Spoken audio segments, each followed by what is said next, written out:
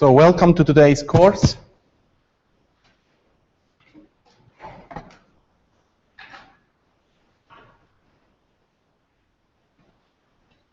And today we're going to address some basic contrast mechanisms for MRI. First we're going to discuss how T2 star affects the contrast of MRI. And then we're going to introduce yet another form of echo. We've dealt with echoes last week, and that is the spin echo. And following that, we'll discuss what are the basic contrast mechanisms or standard contrast MR sequences. And finally, we'll introduce how contrast agents in magnetic resonance, how they affect the contrast in images. So we have had as a theme that MRI is basically one magnet, one physical phenomenon, but many different contrasts, many different images. So just start out with what we're going to discuss today, some examples. This is a proton density weighted image, so it measures the number of spins that are in a voxel. This is a T1 weighted image, and this is a T2 weighted image. So you can see actually in these images the different appearances of the contrast. So these are taken from a standard whole brain atlas. Now to give you a more striking example is this image, a large cyst. This is T1 weighted, so this is a brain, here's the midline, and here you can see this big lesion in the T1 weighted image, and this is now the corresponding T2 weighted image from the same subject, and you can see here the signal is bright, and here on the T1 weighted image it is dark. So it is a cyst, and a cyst is basically a place where tissue has been removed. There's just fluid in there, so it's fluid-filled space, has long T1, long T2, and the way the T1 weighting is done, that the long T1 shows up as dark, and the long T2 shows up as bright. So that's one difficulty in interpreting the images. Here's another example from multiple sclerosis. So multiple sclerosis was initially identified as lesions in white matter, and they are somewhat seen here and here, but it's really difficult to see the lesions in this T2 weighted image on the left, where the TE was chosen to be roughly the T2 of cerebrospinal fluid. And so one does a series of spin manipulations to enhance the contrast, and this is shown on the middle image. Here in the middle, the so-called fluid attenuated inversion recovery. It is a combination of T1 and T2 weighted, and basically the inversion recovery is used to null the signal from the CSF here in the ventricles. That's normal. And then it's T2 weighted so that the lesions in the white matter here, here, here, and here are more visible. This would be the corresponding T1 weighted image, and you can see it's relatively difficult to distinguish in this image the lesions from normal appearing tissue. Okay, so let's go on with examples on T2 star weighted images. We'll introduce how T2 star contrast is produced. And first example is venography that I'm going to show. Venography is designed to show the vessel architecture in the brain, in particular the veins. The veins are rich in deoxyhemoglobin because the oxygen content in venous blood is lower than in arterial blood. And this is such an example here. Now this is the corpus callosum that connects the hemispheres. And what you see in dark here that looks like little worms, those are the veins in the brain that are showing up as dark because the T2 star is much shorter than in the tissue. T2 star, as we will see, is another form of relaxation. Now there is a very well-known application of T2 star, of this contrast, and that's functional MRI or bold fMRI. Bold means blood oxygen level dependent. And I'll give you first a historic example here, which is Seiji Ogawa at Bell Labs. He had a magnet, vertical bore magnet, so he had to hang his rodents on their teeth into the magnet to image them. And this is what he normally observed in the late 80s, a standard image of the rodent brain at that time. And then one day he had a rodent in the magnet and he detected this image that we now see on the right. Clearly different contrast. He didn't do anything different. The sequence was the same. The veins appear dark. The tissue signal has been reduced. And from this observation, knowing from physiology from the late 19th century, he proposed that actually brain function can be imaged from the modulation of the contrast induced by the difference in oxygen level that happens in the veins. This, in this case, was a poor physiology of the animal. The T2 star was low because the animal was hypoxic, had low oxygen in the blood.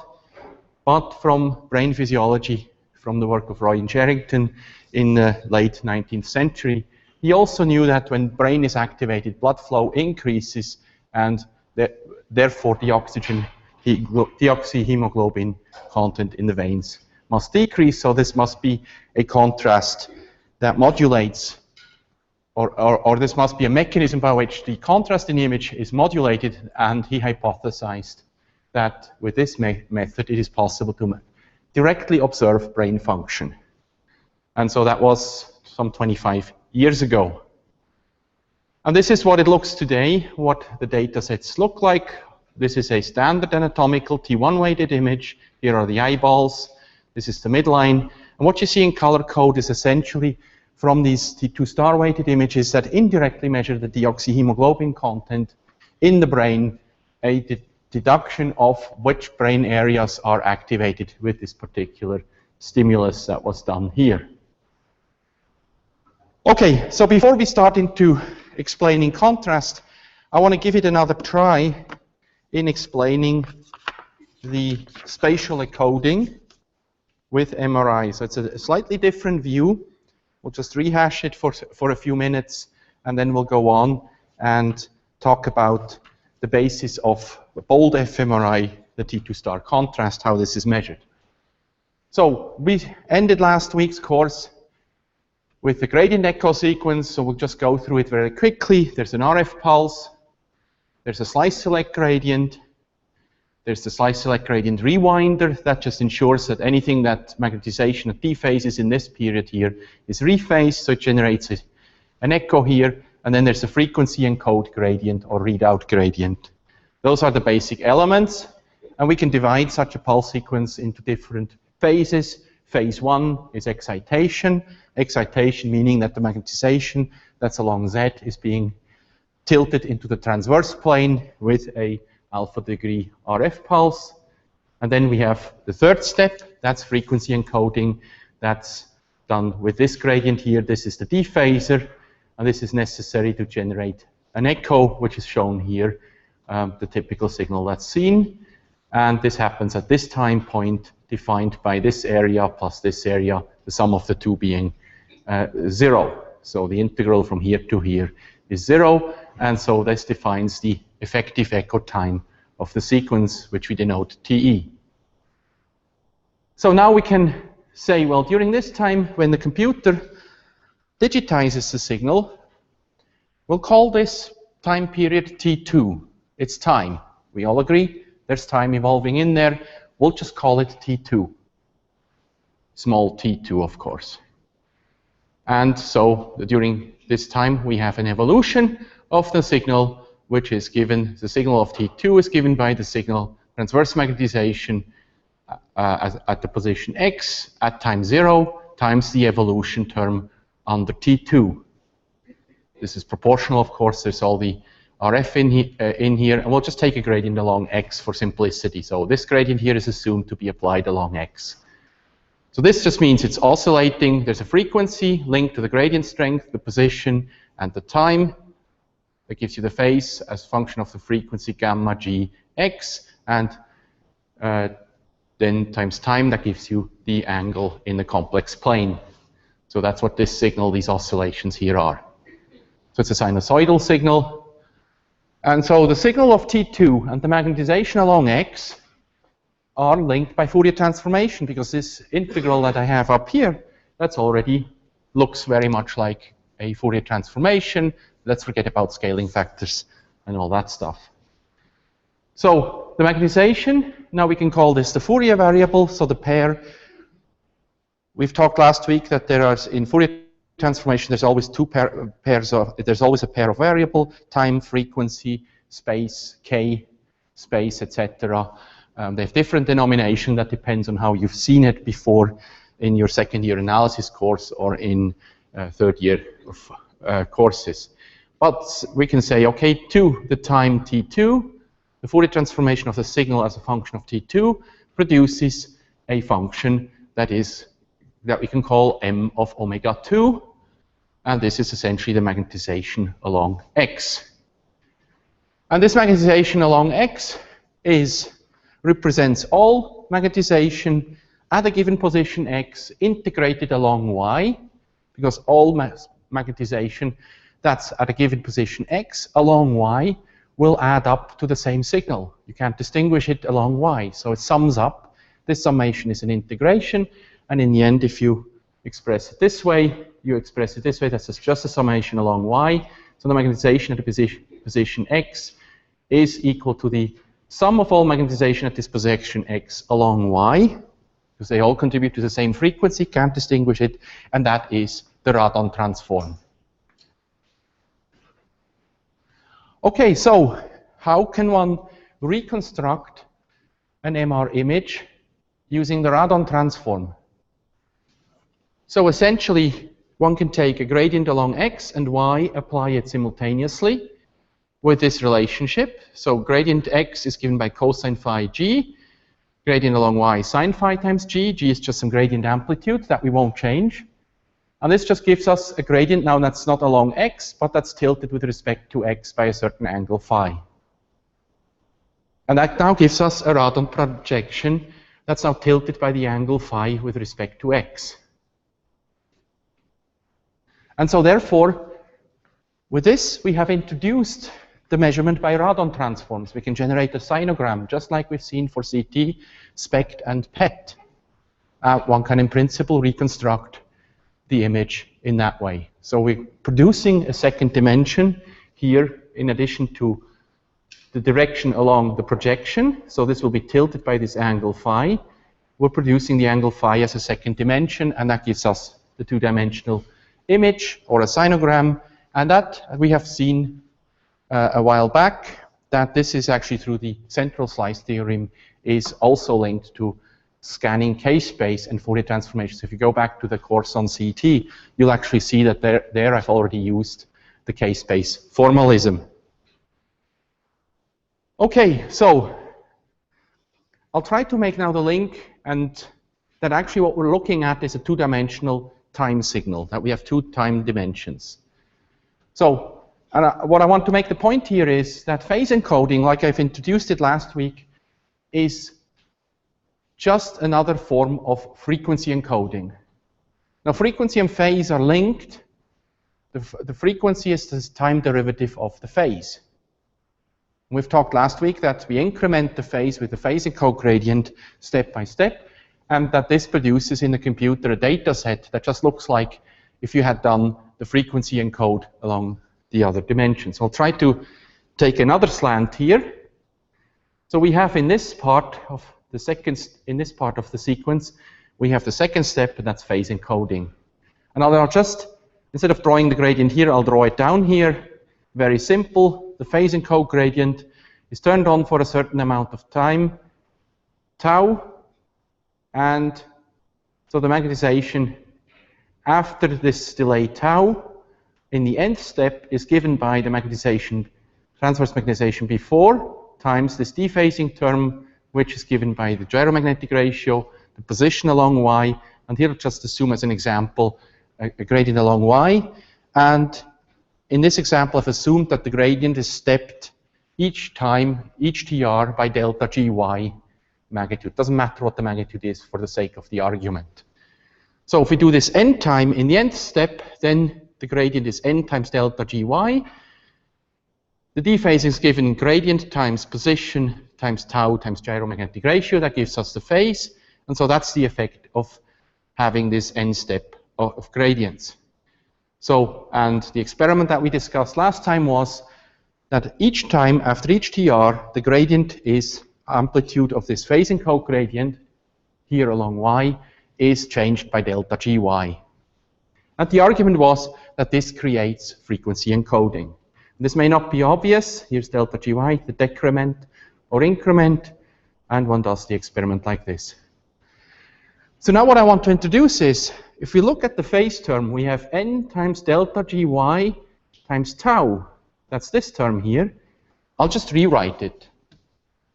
Okay, so I'll rewrite it as GY times n times delta tau. I can do that. So what are we looking at now on this side? So this is describing this experiment. The gradient strength in the nth step is given times n times delta GY. And what have I done now here? We'll just have said we'll turn on the gradient of constant strength that is whose duration is incremented by delta tau each step. So this is GY here. This is delta tau. And if I go now to the next step, we'll have another delta tau to it.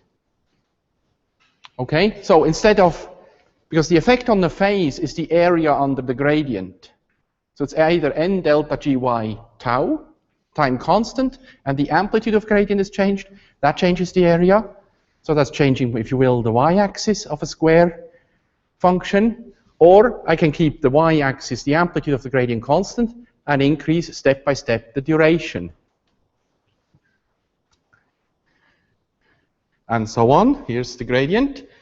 And so one increases that.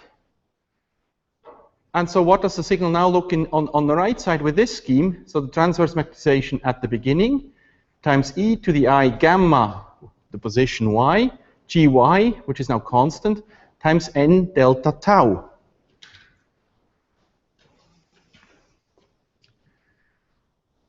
So what do we have now?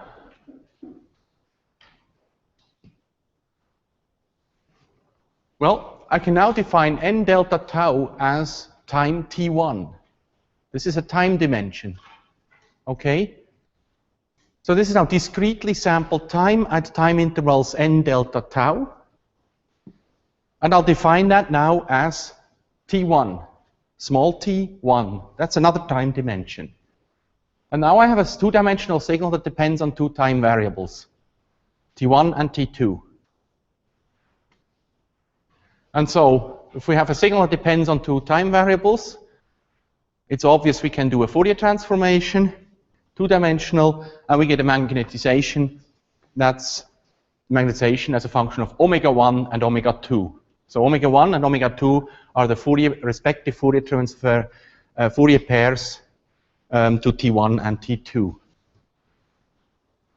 So this T1 is related to omega 1, T2 is related to omega 2 by the respective Fourier transform in the respective dimension. Okay, practically how it's done, a two-dimensional Fourier transform is you transform one dimension, then you get the signal MT2 T1 omega 2, and then you Fourier transform in the second dimension, and then you get M omega 1 omega 2. Now omega 1 and omega 2, like up here, that is linked to the position. Once we take the T2 variable out, then we're left with omega 2, and in omega 2 there is information on the position. So actually omega 1 and omega 2 are proportional to the position. And so we can write instead of omega 1 on omega 2, in this example, this will be now the magnetization in y and x. Okay, so maybe this example makes it more obvious that incrementing or decrementing the gradient amplitude is the same thing as introducing a second time dimension, and one can Fourier transform along a time dimension. That is, of course, here discretely sampled, as is T2. From the digitizer here, these are discrete points. So this is a two-dimensional discrete Fourier transformation. Okay. So now, what is the contrast in T2 star weighted image? How is T2 star contrast effectively generated? We'll start here with, again, the gradient echo sequence that we've introduced last week, the RF pulse, applied with an alpha degree flip angle. We'll have the slice select gradient. There's some dephasing, and the rephasing, this generates a gradient echo. Everything is in phase. Then the frequency encode gradient, the pre-dephaser, and then rephasing. With this, the integral from here to here being 0, this gives us maximum amplitude at this time point, and we have the phase encode gradient. The phase encode gradient just has the role here of producing the second, encoding the second dimension. And then we have the signal here at TE relative to the center of the RF pulse. This is defined by this integral being 0, and so that's what's commonly defined as TE echo time. Okay, so that's our basic gradient echo sequence. Actually, what I'm showing you here is nothing new compared to last week. And so it's not quite obvious how one gets this contrast due to deoxyhemoglobin in there. But we'll now first address what are static field imperfections, what effect do they have on the gradient echo sequence. And basically, static field imperfections, so far in this course, we've treated the B0 like there is one static magnetic field and it's everywhere the same. There are no perturbations. The magnetic field, the external magnetic field induced by the magnet, is everywhere in the body the same. That's why we have so far treated the MR effect, and of course this is, well, I shouldn't say a lie, but this is a gross simplification. So in reality, the magnetic field at a given position and time is given by the static magnetic field, the gradient that we use for imaging, plus a term delta B, which is spatially dependent to first order approximation, which describes that the magnetic field is never perfectly homogeneous, that there is not one single B0. And delta B, you can understand this as the first order approximation of any deviation from the constant value. So it's essentially the derivative of the Z component of the magnet with respect to space times the position. So that's sufficient enough. We're not going to go into second order terms. We can always assume it is linear for the sake of the argument. So now, what does this mean for the imaging sequence? So we have delta BZ, the derivative with respect to Z is not 0. What does this mean to the slice select gradient? This means that there is an offset that has to be added to the gradient. Because this is a gradient, this derivation, this deviation from the static magnetic field. To first order, it's a linear gradient. We can approximate it such a way. And this essentially just means that in addition to what the computer plays out, this gradient waveform here, to generate the slice selection and then the rephasing, there is an offset that has to be added to understand what's happening with the spins. This offset, of course, is pixel dependent. It's not homogeneous in space. This delta B, delta R here is not constant, but we'll just consider one particular case. So we have to add an offset here to the real gradient that is happening in this that is present in this sequence. And likewise, for the frequency encode direction, there is an offset.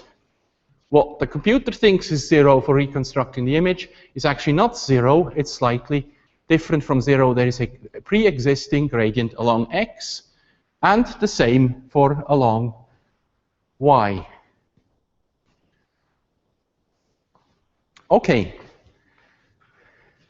So that's the essence of the effect of static magnetic field. And is it now perfectly clear what does that mean for the image? What's happening to the image?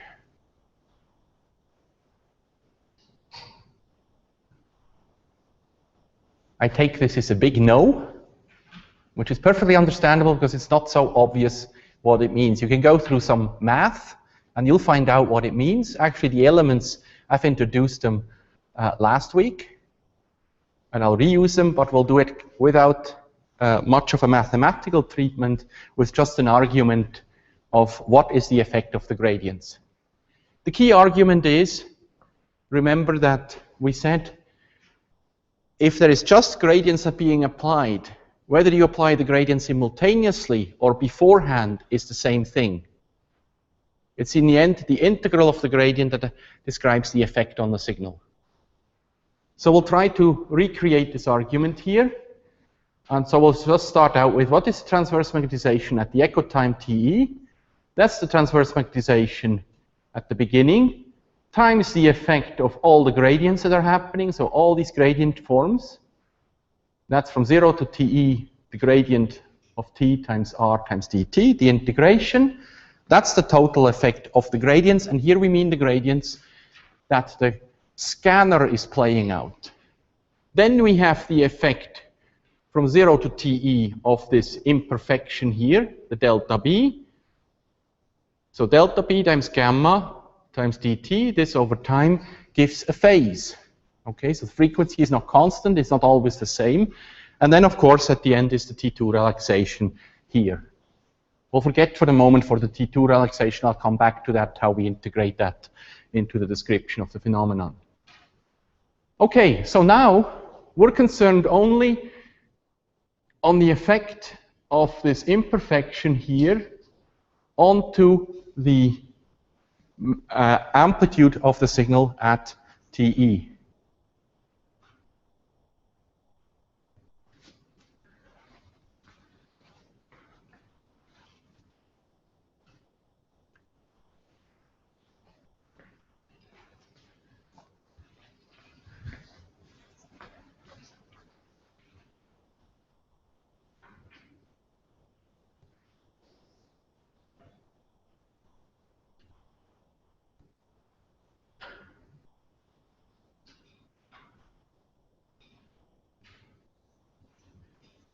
Okay, so I'm just running the second computer so I see if there's a broadcast problem. So let's consider the effect. This term here is basically nothing but saying we're looking at the area of this gradient. The effect on the phase of the signal is given by this delta B of R times the time from 0 to TE. So it's basically this area under the gradient that comes into play. That's nothing more than that. Okay, now in this example, the gradient is constant from 0 to TE. It's a trivial integral. But how is this affecting, how do we deal with these two terms? And I'll just give you a graphical argument how this is affected. So we'll look at this term here. And we can now rewrite this term here as delta B times TE. That's the same thing. And now, here's the key argument. Instead of saying that the gradient delta B is applied for TE seconds, I can say it's n times delta B is applied for a time of TE over n. Okay, it's multiplying by n and dividing by n, mathematically the same expression. Now what does this mean? This basically means here in this example, I'll take this area, which is constant from 0 to TE. I'll reduce its duration to TE over n, and I'll increase its amplitude by n times delta B. And I have the effect now here. I can now place this here anywhere in the sequence. Because we had seen last week that applying a gradient pulse at any time in the sequence will produce the same effect on the signal, whether I have applied it beforehand or simultaneously with another gradient. So the delta B here represents a gradient. Instead of pretending it is constantly there from 0 to TE, I'll pretend it's applied by TE over n seconds, an nth of the period, with n times the amplitude. So the area of the gradient times time is the same. And then I'll move it somewhere where it is the phasing gradient is, for example, 0. So what does this mean? This means that the static field inhomogeneity, this static gradient, has the same effect as if one had turned on, for this particular pixel, a short gradient along the phase encode direction that can be quite substantial. So it produces a phase change in the signal. Now, for the readout gradient, it's the same thing. We'll reduce the gradient duration, or the duration of the inhomogeneity, by n. We'll increase the amplitude by n, so the area is the same, and we'll now add it to the gradient function at a certain point. In this case, I've added it here at this point. So the gradient, adding in the static imperfection, what really is happening to the spins is the gradient goes down, then goes all the way down, comes back up, and goes this way. So what is the effect now on the imaging sequence in this particular case? Remember, we had said the imaging sequence assumes that this area negative is equal to this area positive, and that defines the echo time. Now, if there's a strong enough static field inhomogeneity that perturbs this relationship, so this whole area here is bigger than this area, then that means that the echo formation is no longer at the same position. So the echo is being shifted. So there's an impact on the image. Sometimes the echo is shifted so severely that it's no longer digitized, and then you see black signal. We'll show an example. Now let's take the slice encode direction. Here's the static field imperfection, this gradient. I'll again reduce the duration by n, increase the amplitude by n, so the area is the same. And this is not a perfect animation, but this will go from here to here, up to this, and then back down. So now instead of having this area matching this area, we're having an area that's smaller. And that means the spins along the slice select gradient, the magnetization, is no longer going to be rephased. It's continued to be dephased. And so there is imperfect echo formation and a signal amplitude loss. So these are the effects of the inhomogeneities. You're, of course, welcome to go through with this calculation and this, go through the mathematical exercise, and you'll end up in the same conclusion that the static field inhomogeneity, approximated as a linear spatial dependence, will create dephasing, that is, because this is spatially dependent, all three, the green, the orange, and the blue, all three of them will create a dephasing of the magnetization. That is, it's never possible at TE to have all the magnetizations collinear, and therefore a reduction in signal amplitude. Okay, so if we sum this all over the voxel, then this term is given by the decay of T2, and then the integration over the voxel times gamma delta B as a function of position, TE, and this is, of course, the triple integral for integrating over the entire voxel. So that's the general term here. And as very often is the case, one does not have a good model what's happening in reality, so one approximates this with an empirical constant, and this is what's done here. This entire term here is now called 1 over T2 star, so this signal is now expressed as e to the minus TE over T2 star, and that's T2 star contrast. And what one empirically expresses this at, to have a measure of the variation of the static field inhomogeneity, one calls this as 1 over T2 star is given by 1 over T2 plus gamma delta B. That's very empirical, and we'll leave it at that. One consequence of this is that T2 is always longer than T2 star. Okay, so now what is the biophysical basis of T2 star changes? And we'll start out with magnetic susceptibility. So the magnetic susceptibility has this property that the magnetic field around an object with different magnetic susceptibility is different depending on the object properties. And these are geometric properties. As a reminder, this is magnetic susceptibility, so the magnetic field is given by 1 plus chi of r. This is the magnetic susceptibility, times 10 to the minus 6, times the external magnetic field of the magnet. And so we have If the susceptibility is negative, we have diamagnetism. If it is positive, we have paramagnetism. And diamagnetism is associated with a repelling force, and paramagnetism with a attracting force. So here's an example of a strawberry, which is diamagnetic in a strong magnetic field. It's levitating. Okay, so in addition to eating strawberries, you can have fun in the magnet.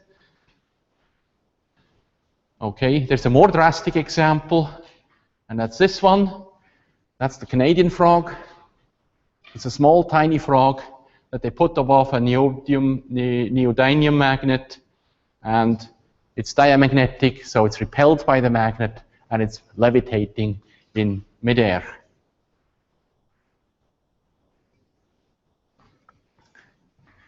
So to give you the example,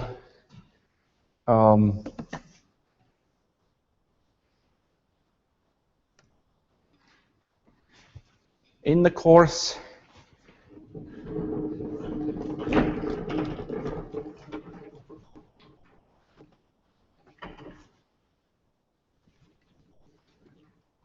so we'll show this.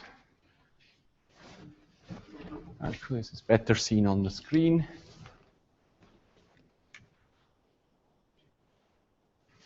Perhaps.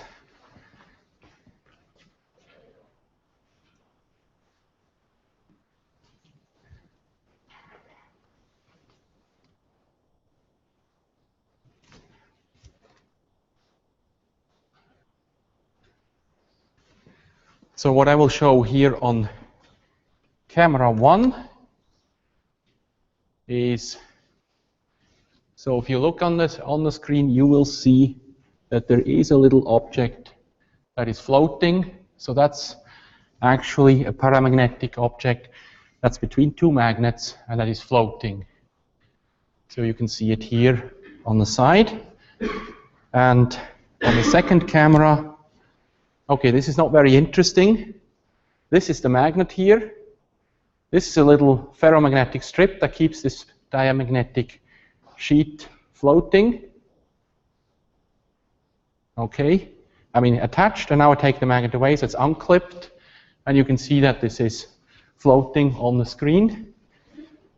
So if I take this piece of paper, just to prove that there is no cheating, this is levitating just like the frog.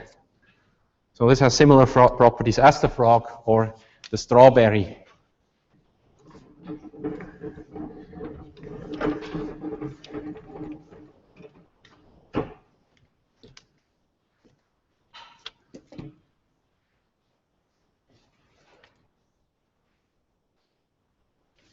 So that's for diamagnetism. And in this experiment here, we have two fluids. One is paramagnetic, the other is water. So the one that's red that you see, actually you don't see it, it's on the left. It's without color, but it's a red color. It's on the left, that what you see, and on the right side, that's water. What I'm going to do is just turn these two magnets on, and you'll see the effect that is happening on the level of fluid that's in there.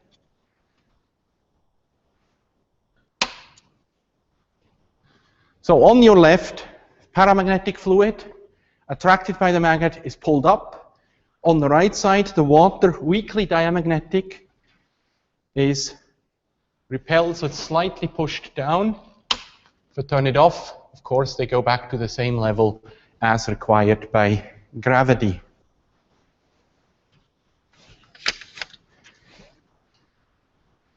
Okay, so now these are two fluids that are really not of interest for in vivo. For the living situation, we'll come back to that. So what is the relevance to physiology? Well, deoxyhemoglobin is paramagnetic. Oxyhemoglobin is diamagnetic. So here's the deoxygenated heme group in hemoglobin. That's the oxygenated. They have different properties, and therefore they produce different magnetic field. This is the oxyhemoglobin red blood cell, the deoxygenated red blood cell in a capillary here, and the susceptibility of the deoxyhemoglobin is roughly 1.6. If we look at a oxygenated cell here, then the susceptibility is minus 0.3. So it's diamagnetic oxygenated. Okay, so what is the consequence of oxygenated versus deoxygenated hemoglobin on tissue magnetic field? So we'll look at the gradient, the magnetic field in this direction, so it's horizontally, that's our z dimension. A deoxygenated capillary, the susceptibility now will be different inside than it is on the outside, but there is a transition. And this transition is not instantaneously for this configuration. It's only instantaneous for an infinitely long cylinder. I won't go into the mathematical details of that, that's from electrodynamics. But this produces now in the tissue, outside of the capillary, a change in magnetic field, delta B0. That's the delta B that we've seen before. Now what is it for an oxygenated capillary? Well, the susceptibility is now much weaker. It's diamagnetic. So inside the magnetic field is much closer to what is outside in the tissue. So this delta B0 here is much smaller in tissue. And this now leads to a smaller delta B in the tissue, therefore a smaller dephasing, therefore a longer T2 star. So T2 star increases with decreased deoxyhemoglobin in the vessels. And that's the major mechanism that is measured with functional MRI. It's an indirect measure of the amount of deoxyhemoglobin in the veins. This depends on the venous architecture in the imaging voxel.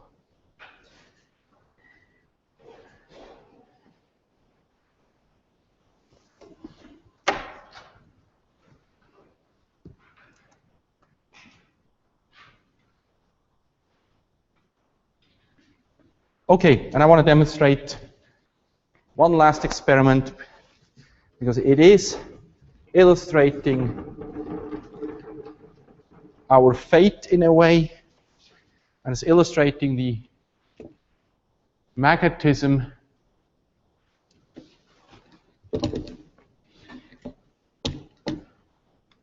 of oxygen versus nitrogen.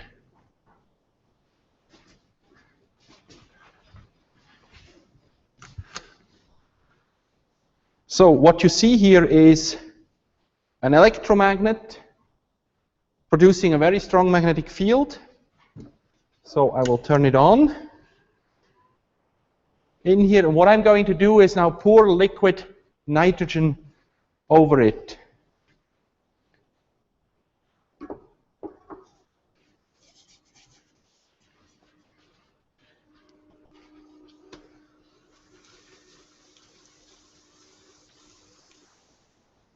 You don't see much, right? It's diamagnetic, it's weakly diamagnetic, not much of an effect.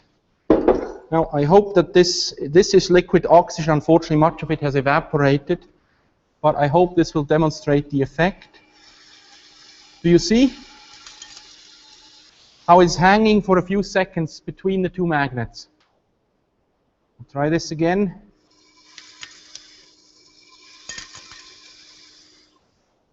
Did you see it? Okay, so oxygen is paramagnetic. It is attracted by the magnet because it's paramagnetic, and that's why it hangs between the magnets. The nitrogen is diamagnetic and is not attracted by the magnets, therefore it falls through. And we as human beings in a magnetic field, we are diamagnetic, but the air around us with 20% oxygen is paramagnetic. Inside our body, the arteries are diamagnetic, the veins are paramagnetic. So we have these different susceptibility effects, and they do affect our tissue susceptibility, and I'll go over the specifics of illustrating a short example of how functional MRI is done, and then we'll go on to the standard contrast. So now you're here for the questionnaire? Yes, so I'll stop the broadcast.